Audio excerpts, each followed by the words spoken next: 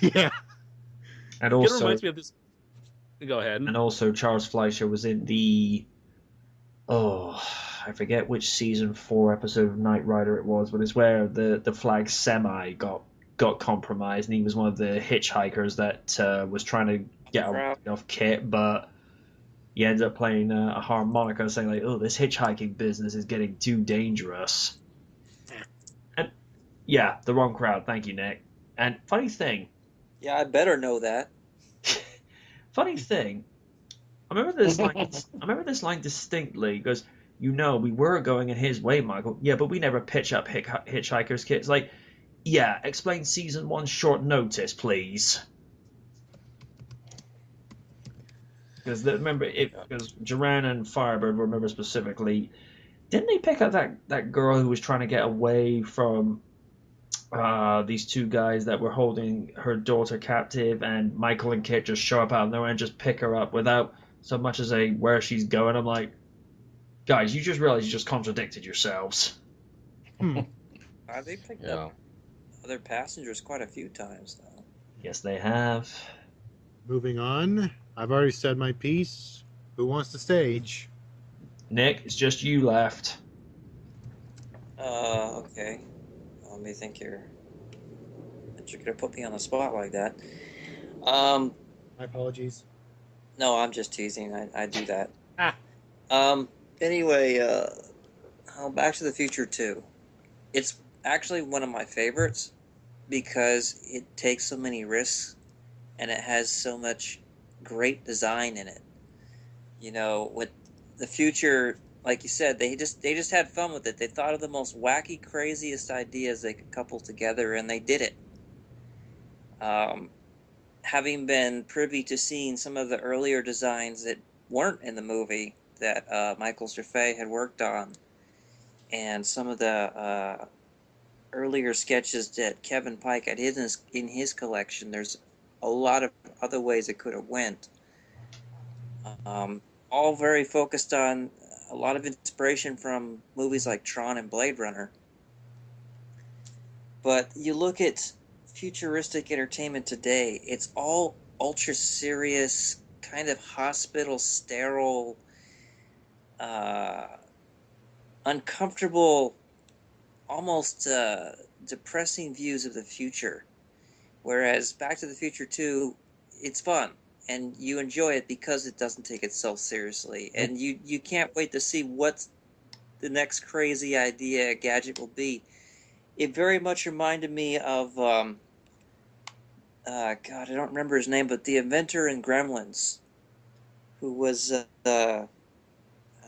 Billy's father or grandfather. Oh yeah, I know who you I mean. was always coming up with those crazy, like, futuristic inventions of his, and you just couldn't help but laugh because they all always went wrong.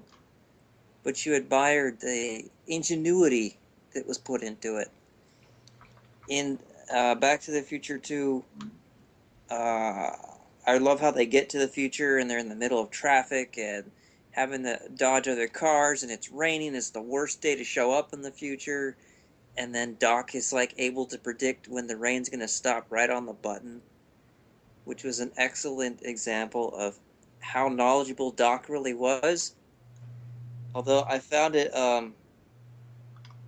really hilarious that he had that briefcase that was prepared to have currency for all situations, right?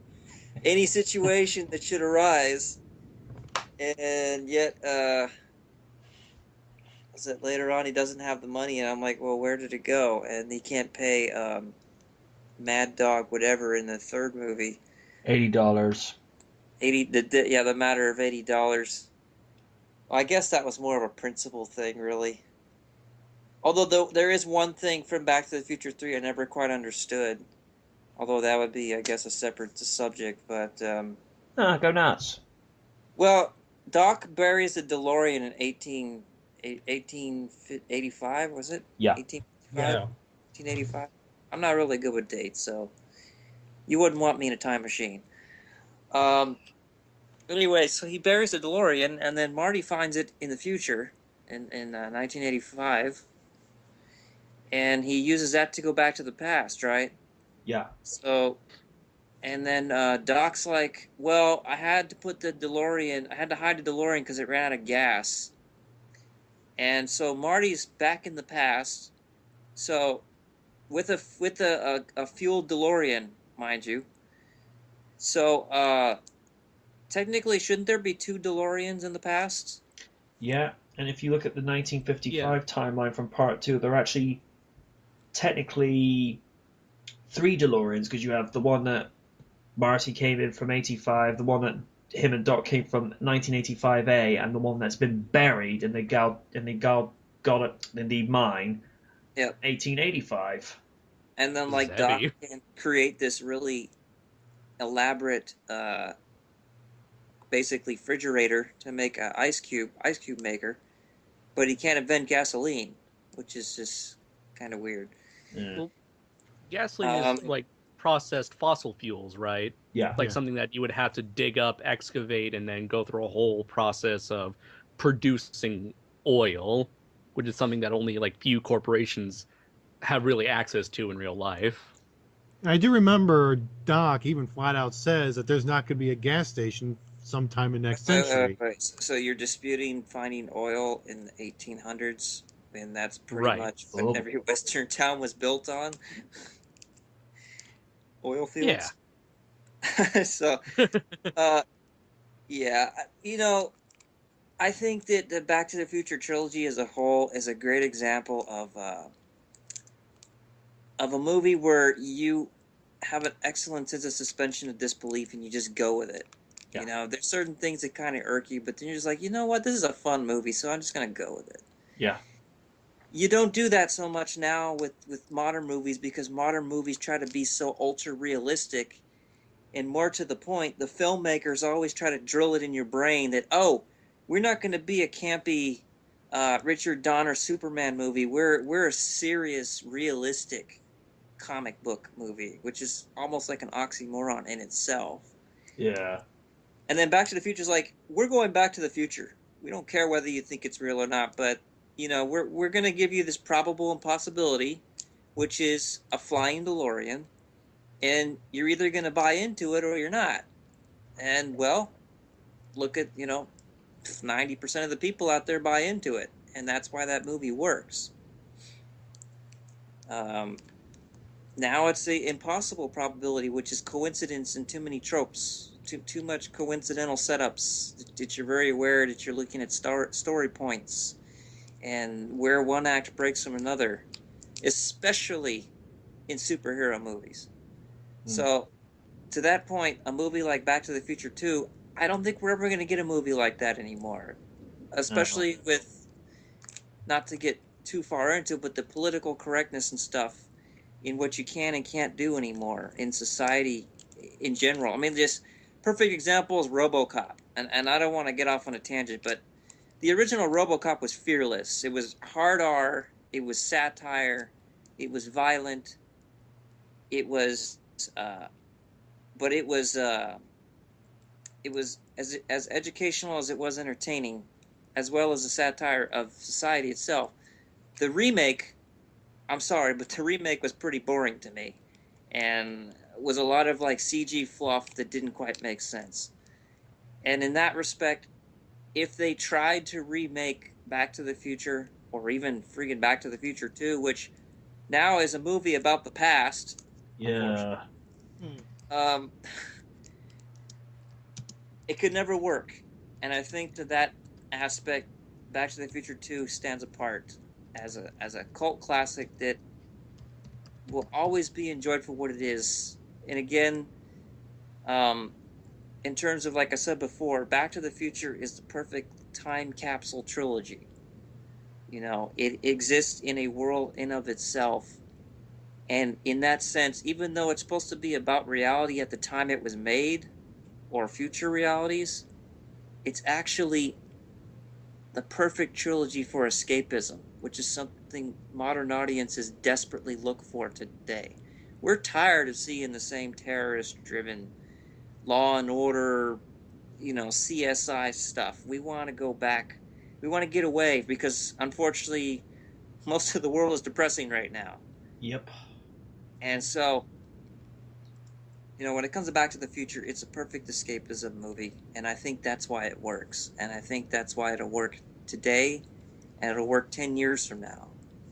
Because it does not exist in our modern world. It stands apart, and it's something that we can escape to and just enjoy for what it is. Like The Goldbergs, which is a show about the 80s. But enough about that. Anyway, that's my piece on it. So, there you go. I can't fault that. That's pretty much a solid statement, Nick. I'm gonna have to agree with that tenfold. Anyone else? Oh, I'm good. No. I mean, does anyone else agree with what Nick has said? Oh, no, 100%. Yeah, Brilliant. Yep. Yep. Thank you. Alrighty then. Sticking with the theme of cars. Number 7, Fast and Furious 7, or Furious 7, or Furiouser, if that's even possible to say. Who even knows what's supposed to be the main title of this series, anyways? It keeps changing every film. All you know is it's Vin Diesel being a badass. That's all we know.